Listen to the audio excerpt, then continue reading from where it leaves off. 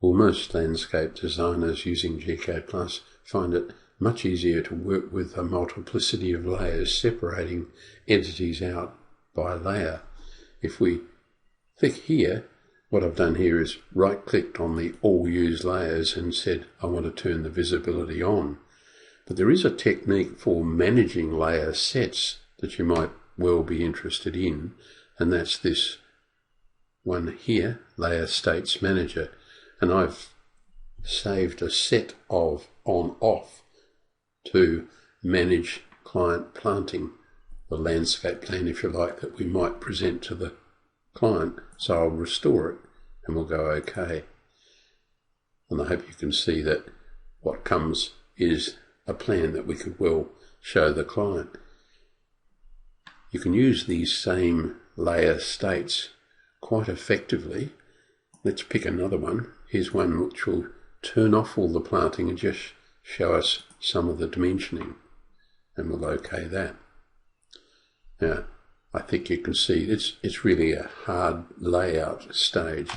I think you can see here, if I pick on that dimension, to my mind the arrowheads are a little too big. That's in a dimension style standard.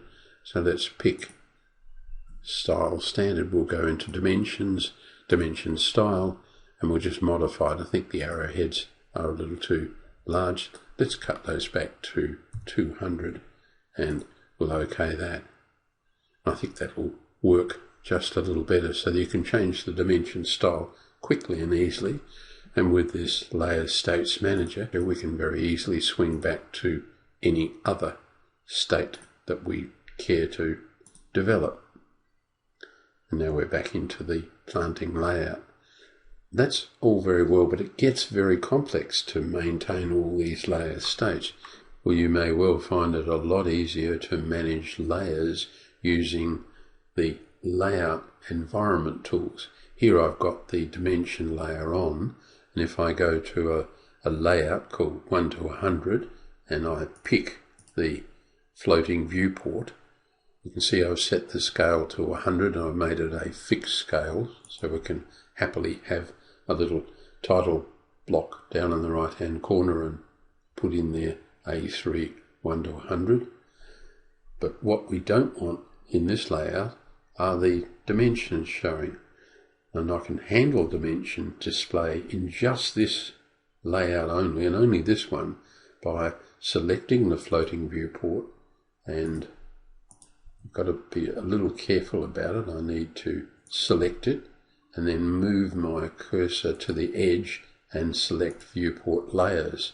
And what we can now do is move down to, this is a Scandinavian example, and mile 2 is the layer for dimensioning, so I can turn it off in that particular viewport and select all.